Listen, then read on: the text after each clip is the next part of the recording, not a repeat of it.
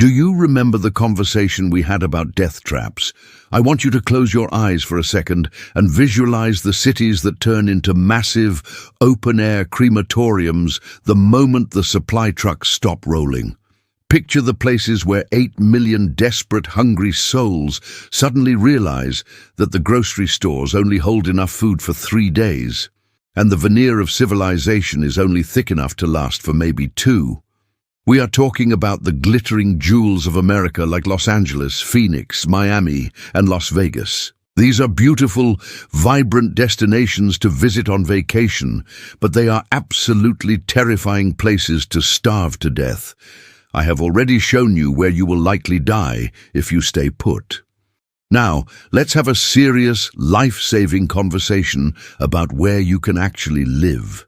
Here is the thing that most people get catastrophically wrong about survival, and it is a mistake that will cost them everything. When they think of the end of the world as we know it, they picture a romanticized, solitary cabin deep in the woods. They imagine just themselves, a trusty rifle, and a rugged dog named Diesel by their side. They have this cinematic fantasy of hunting deer in the crisp morning air and filtering crystal-clear stream water through their flannel shirt. Maybe there is a beautiful sunset involved, perhaps some acoustic guitar playing softly on the porch. It is romantic, it is cinematic, and historically speaking, it is completely and utterly stupid. Every single piece of data we have on the collapse of civilizations, from ancient history to modern failed states, tells us the exact same undeniable story. Lone wolves do not survive. They get picked off by larger groups. They get sick from simple infections. They run out of antibiotics. They run out of bullets. And eventually, they run out of hope. The human animal is biologically designed to be a pack creature. When you try to solo the apocalypse, you're not just playing the game on hard mode, you are playing without a save file, and the game over screen is permanent. So, what actually survives? Communities survive. Networks survive. We are looking for places where your neighbor knows your name, knows your specific set of skills, and has a vested interest in keeping you alive because you are the only person on the block who knows how to fix the diesel generator. We did not go looking for underground bunkers. We did not search for secret hideouts or some fantasy compound where you can pretend to be a wasteland warlord. We went looking for real, functioning American cities, places that exist right now, today, with functioning economies, fully stocked grocery stores, and high school football teams playing under Friday night lights. But these are special places. These are places that also happen to possess the specific geology, the abundant resources, the resilient infrastructure, and the hardened culture to keep functioning when every other light on the continent goes dark. We found 10 of them. 10 cities that pass what we call the fortress test. These are 10 places where, if you position yourself correctly right now, you do not just survive the coming collapse, you actually inherit the world that comes after it. But before I hand you this golden list, I need to give you something infinitely more valuable. Because, frankly, a list without context is just trivia, and trivia will not save your life when the power grid fails permanently. I am going to teach you the exact methodology we used. I am going to walk you through the 3 critical layers we examined. I am going to give you the tools so that you can audit any location, anywhere in the world, and know instantly whether you are looking at a fortress or a coffin. Most people think they know what makes a place safe. They look at statistics like low crime rates or good school districts or maybe nice scenic views of the mountains. And sure, those things are lovely when Amazon creates deliveries in 2 days and the police respond to a 911 call in 10 minutes.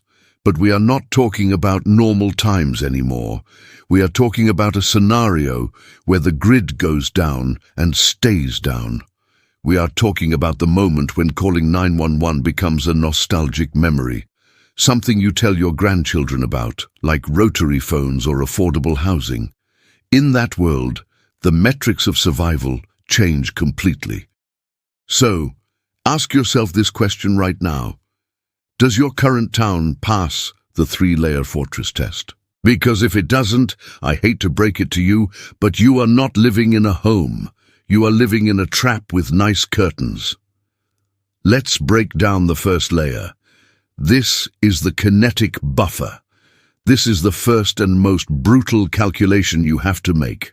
When a major metropolitan area collapses, when a city like New York or Los Angeles or Chicago runs out of food, water, and hope, what happens next? You know exactly what happens.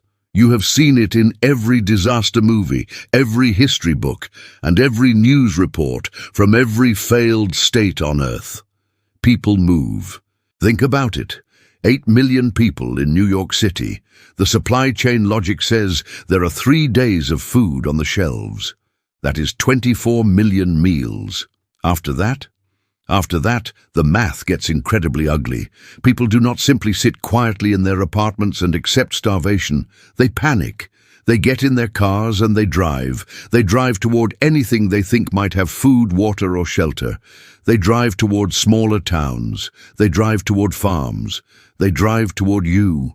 This is not fear-mongering. This is basic fluid dynamics applied to human populations. People flow like water toward the path of least resistance. So, we calculate the kinetic buffer. We measure precisely how far your city is from the nearest major metropolitan collapse zone. And more importantly, we ask, can a desperate mob reach you on a single tank of gas? The average American car gets somewhere between 350 to 400 miles on a full tank. That is your kill radius. That is the circle of absolute chaos that expands outward like a shockwave from every dying megacity.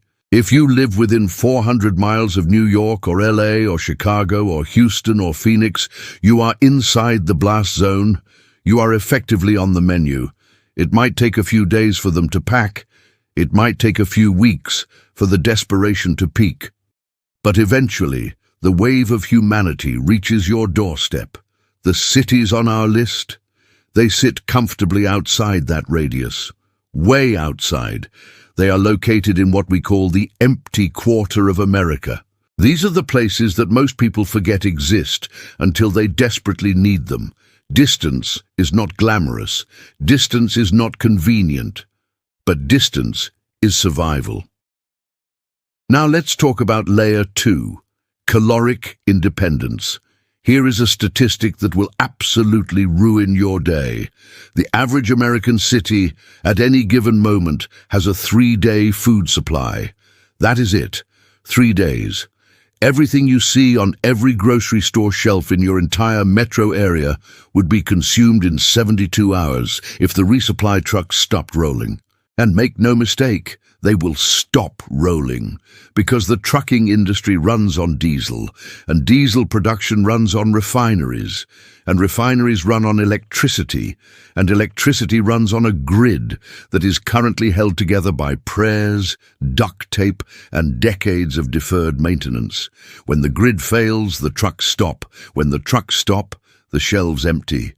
When the shelves empty, you have about 48 hours before things get medieval. So we calculate caloric independence. Does your region produce more calories than it consumes? If the global supply chain collapses tomorrow, can your city feed itself? This is exactly why most coastal cities fail the fortress test immediately. San Francisco does not grow food. It orders food. It has a population density of 18,000 people per square mile and an agricultural output of approximately 0. Compare that to the heartland.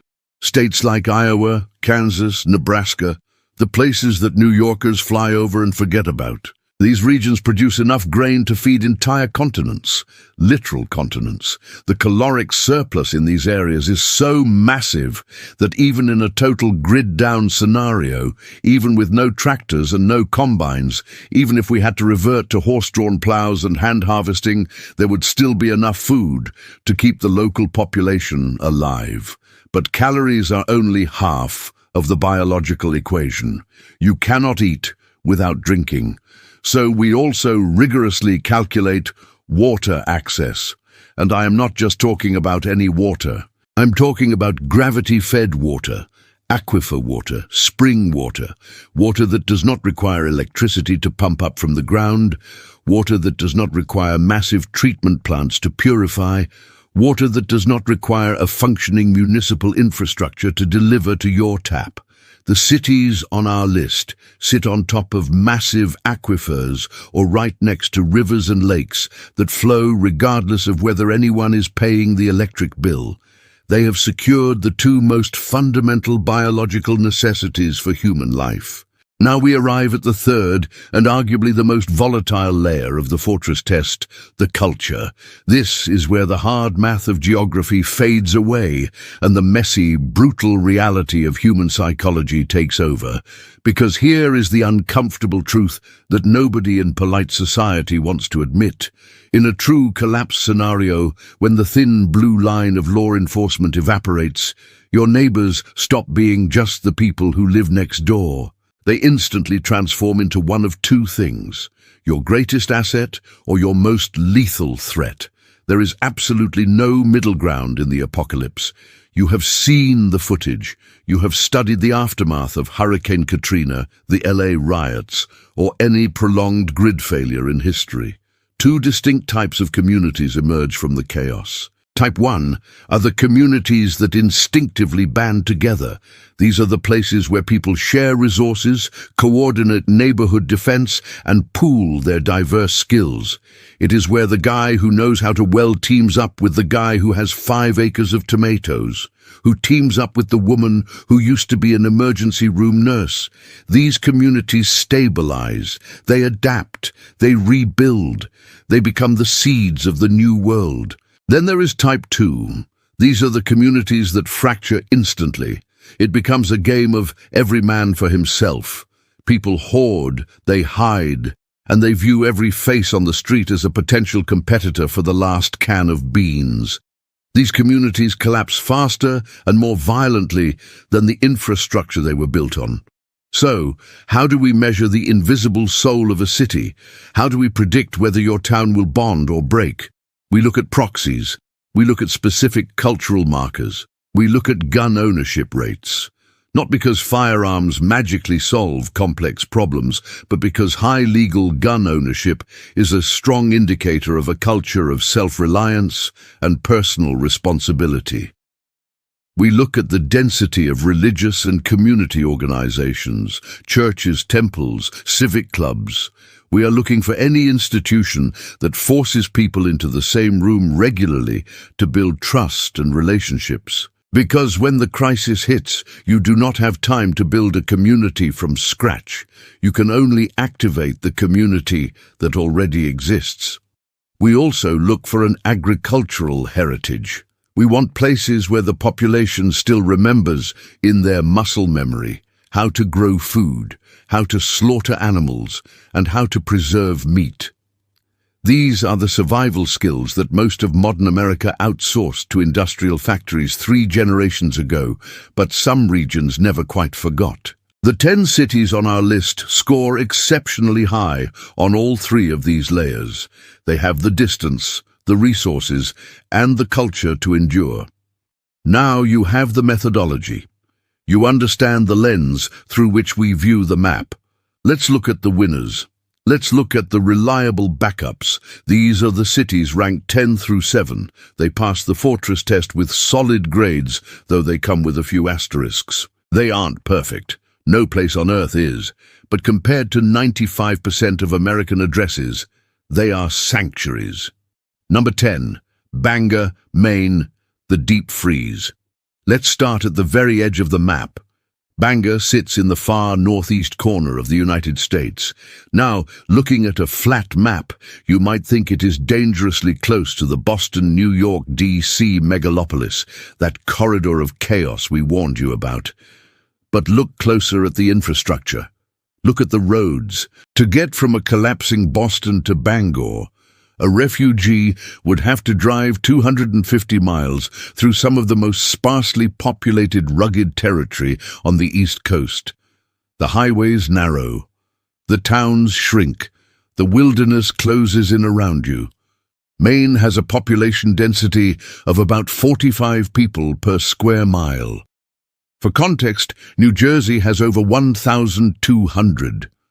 Bangor itself is small, only about 32,000 people, but it acts as the service hub for a massive swath of northern Maine, which means it possesses infrastructure that punches way above its weight class: major hospitals, robust supply chains, and established trade networks. But the real asset here is the natural resources. Maine is 89% forested. Let that sink in. Almost 90% of the state is wood. In a grid-down scenario, especially in northern climates, heating fuel is the difference between waking up and freezing to death. Bangor sits on an effectively infinite supply of renewable heat. And water, there are over 6,000 lakes in Maine. You will never die of thirst here. The Kinetic Buffer is excellent. Any desperate mob from the south would have to navigate a gauntlet of rural roads and hostile terrain. Most simply won't make it. However, there is a catch, and it is a big one: the winter. Temperatures regularly drop to 20 degrees below zero. The growing season is brutally short, only about 4 months. If you do not possess serious cold weather survival skills, if you don't know how to preserve a year's worth of food in a short summer, if you can't keep a wood stove running 24/7, Maine will kill you faster than any marauder. But for those who respect the cold, Bangor offers isolation, unlimited resources, and a population that has been playing the game of life on hard mode for generations. Number 9. Provo and Orem, Utah, the hive mind. Most survival analysts make the mistake of focusing only on geography while ignoring sociology. They calculate water tables, but forget to calculate trust. Provo is the ultimate counterexample. Here, community cohesion is so strong, so structured, and so deeply embedded that it becomes a survival asset more valuable than oil or gold. This is the heart of Mormon country. Regardless of your personal religious beliefs, you have to look at the Mormon culture of preparedness with objective admiration from a survival standpoint. The LDS Church has been instructing its members to maintain a 1-year food supply since 1936. That is almost 90 years of institutional pressure, creating a culture of household resilience. Think about what that implies. In most American cities, 3 days after the trucks stop moving, people are starving and desperate. In Provo, 3 days after the collapse, people are just reaching for the cans on the back shelf of their basement. The panic threshold is pushed out not by days, but by months. But it isn't just the food, it is the social structure. The church operates on a ward system, small geographic units of a few hundred families. Each ward has established leadership, communication channels, and systems for identifying and helping the vulnerable. When the grid goes down, they don't need to invent a response plan. They just activate the one they live with every Sunday. The geography is solid, too. The Wasatch Range provides a formidable natural barrier to the east, and the Great Salt Lake offers a buffer to the west. It is far removed from the primary collapse zones. The catch? This incredible cohesion is tightly bound to religious participation. If you are not LDS, you are not automatically part of the hive mind. You can move there, build relationships, and earn trust over time, but you won't get the instant passkey to the network. This is not a city you parachute into on day 0. This is a fortress you must integrate into now, years before the crisis, to truly reap the benefits. Number 8. Des Moines, Iowa, the infinite buffet. Let's talk about the most underrated survival asset in North America, Iowa. Nobody posts photos of Iowa on Instagram to make their friends jealous. No one writes epic songs about cornfields. It is flat. It is rural. It is widely considered boring. It is also surrounded by enough food to feed 100 million people. Des Moines sits dead center in the most productive agricultural region in human history. That is not hyperbole. The American Midwest produces more calories per acre than any farming civilization that has ever existed. The topsoil here is measured in feet, not inches. The rainfall is consistent and reliable. When we run the numbers for caloric independence, Des Moines doesn't just pass, it breaks the scale. Iowa alone produces enough corn and soy to feed the entire state's population for years. Currently, most of that goes to ethanol fuel and animal feed. But in a collapse, redirect just a fraction of that caloric output toward humans, and the surplus is staggering. Water access is secured by the Des Moines River and the Raccoon River. The Kinetic Buffer is robust. Chicago is 300 miles away, and any refugee wave would have to cross hundreds of miles of rural Illinois before even reaching the rural expanse of Iowa. The culture is exactly what you would expect from farm country, practical, stoic, and deeply community-oriented. When your nearest neighbor is a mile down a dirt road, you learn early that you have to rely on each other. The downside is the weather. It swings from blistering hot summers to freezing winters, and tornado season is a very real threat. But here is the perspective shift you need.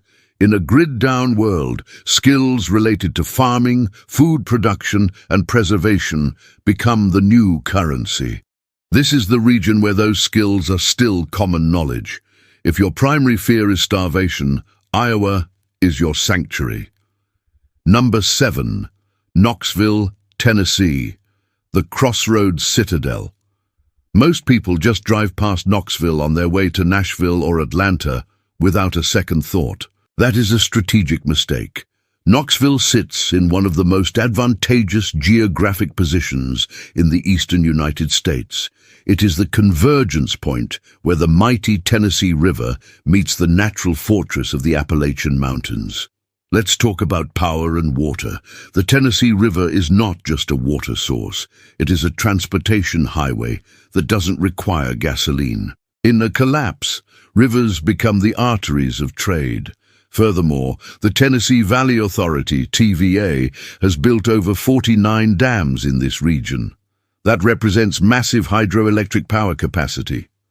When coal plants run out of fuel and natural gas pipelines run dry, the river keeps flowing and the turbines keep spinning. The TVA system is one of the few grids that could theoretically island itself and keep the lights on locally. The Appalachian Mountains provide a natural, rugged barrier against mass refugee movements from the chaotic East Coast. The roads are narrow, winding, and easily defensible. Meanwhile, Knoxville has access to the agricultural surplus of the valley, not as infinite as Iowa, but significant enough to sustain the population. The culture here is classic Appalachia, fiercely independent, skeptical of outside interference, and incredibly tight-knit. People here hunt, fish, garden, and protect their own as a way of life. The only slight drawback is size. Knoxville is the largest city on our list so far, with a metro population of nearly 500,000. That brings both the asset of varied skills and the liability of more mouths to feed. But the fundamentals, water, power, geography, culture, are rock solid. Now, before we move to the top tier, I need to interrupt this list to address a dangerous delusion that I see in the comments every single day. I know what some of you are thinking. Why bother with a city? Why not just buy a bunker? Why not move to a compound in the middle of the desert and lock the door? It is a fair question, but the answer might save your life. A bunker is not a survival strategy. A bunker is just a very expensive, very lonely coffin. Sure, they look impressive in the marketing brochures. Reinforced concrete, military-grade air filtration, shelves lined with 25 years of freeze-dried food, and a blast door that separates you from the chaos. For a short-term crisis, a week, maybe a month, a bunker is a great tool. It lets you ride out the initial wave of violence. But here is what the bunker salesman will never tell you. You cannot grow a future in the dark. Photosynthesis needs sunlight. You cannot build a community behind a blast door. The moment you seal yourself in, you have cut yourself off from the single most important resource for long-term survival. Other people.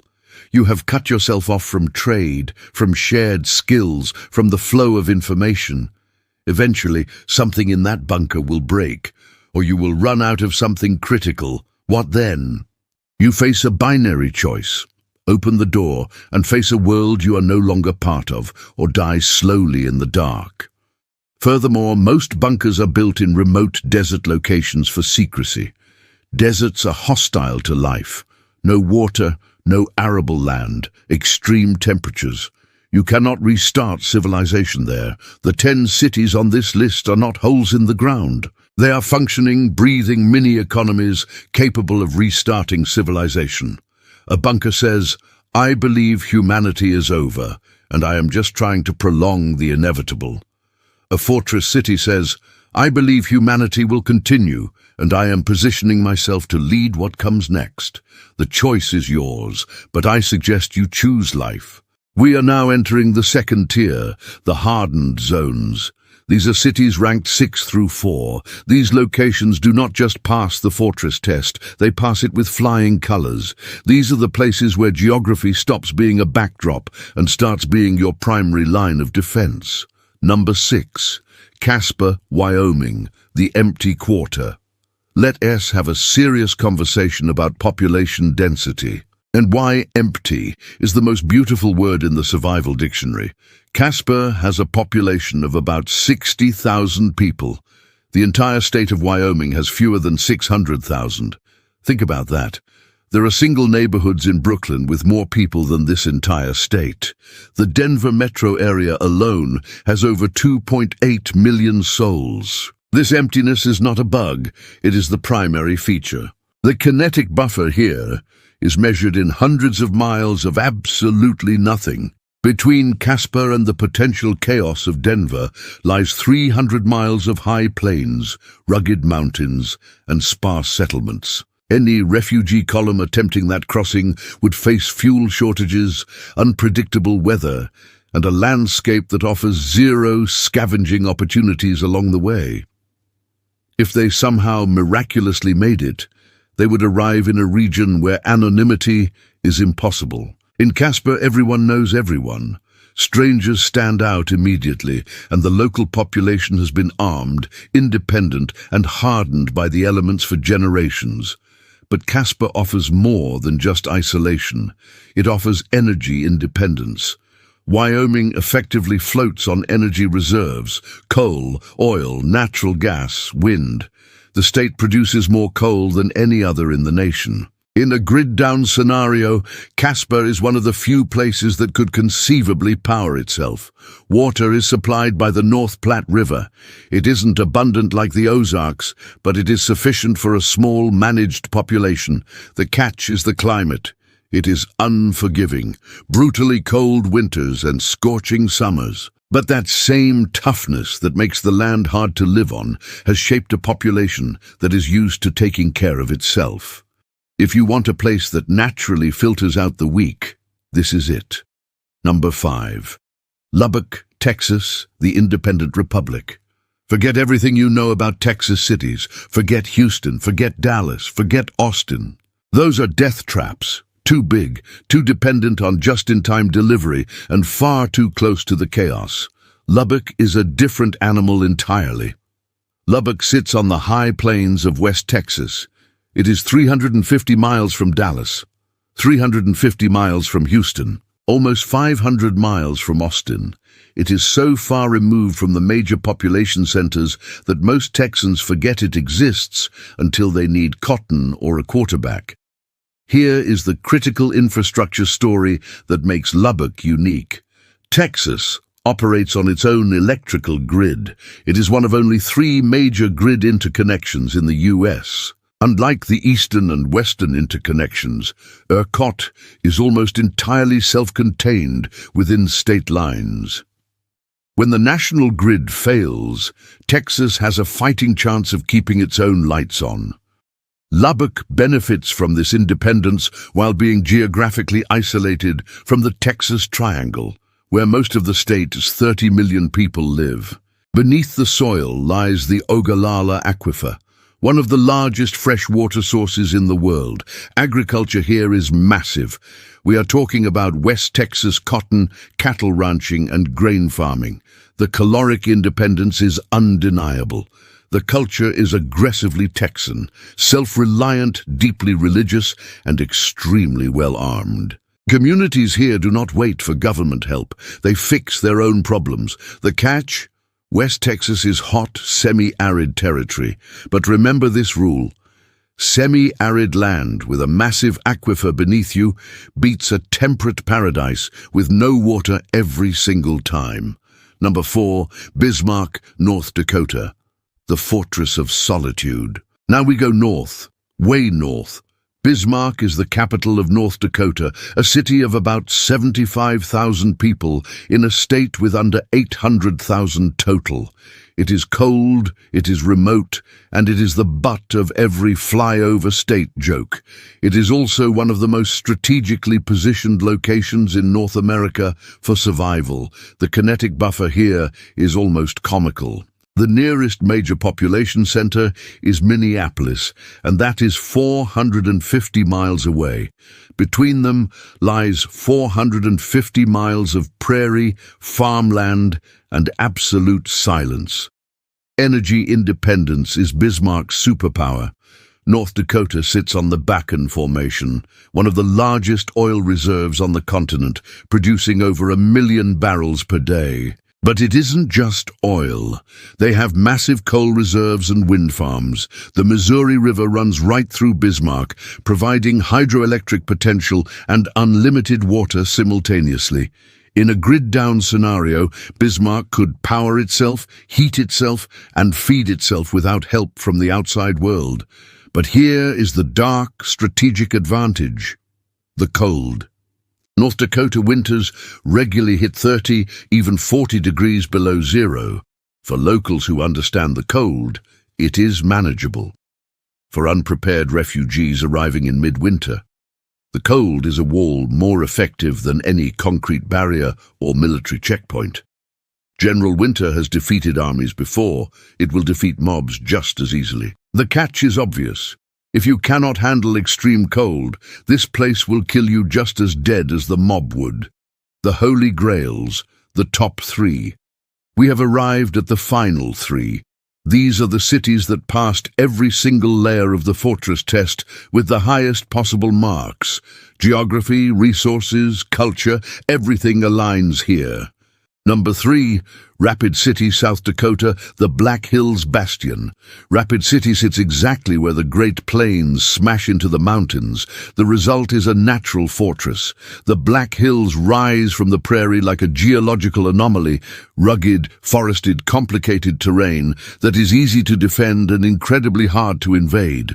The Lakota Sioux considered these hills sacred, partly because they were a strategically unassailable geography that protected them then and protects a community now. Rapid City has about 80,000 people, small enough to be manageable, large enough to maintain essential infrastructure like hospitals. Water is abundant here. Springs, streams, and small lakes are everywhere. Rapid Creek runs right through the city. The Kinetic Buffer is massive. Denver is 400 miles away. Minneapolis is 600. Any wave of chaos would dissipate long before it reached the foothills. The Black Hills create natural choke points for defense. Ellsworth Air Force Base provides a layer of security and a population of skilled personnel. The culture is Western South Dakota, independent, practical, and community-oriented.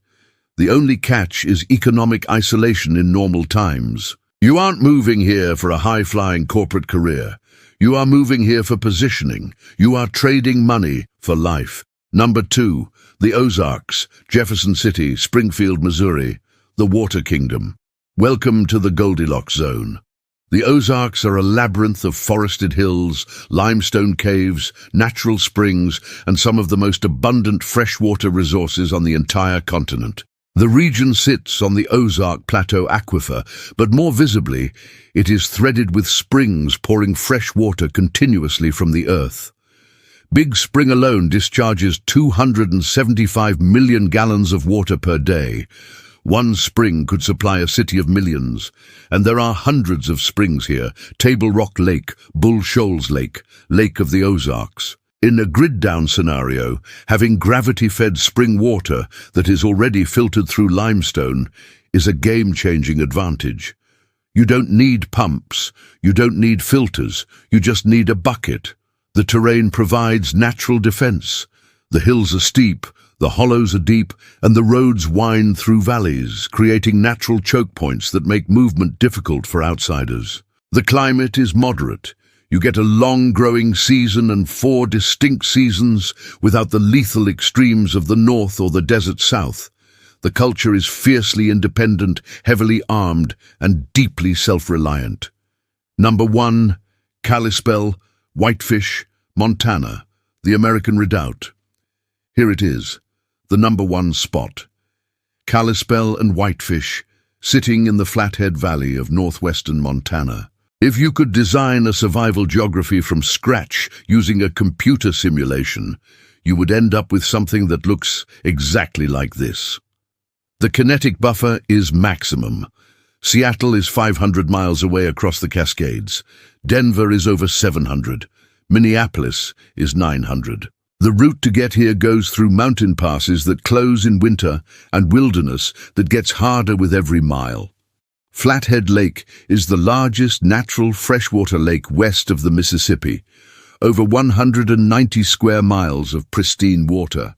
No pumping required. Hydroelectric power comes from the Hungry Horse and Kerr dams. When the coal trains stop and the pipelines run dry, hydro keeps spinning. It is the most resilient form of power generation we have. The terrain provides natural fortress characteristics. The Rocky Mountains create massive physical barriers in every direction.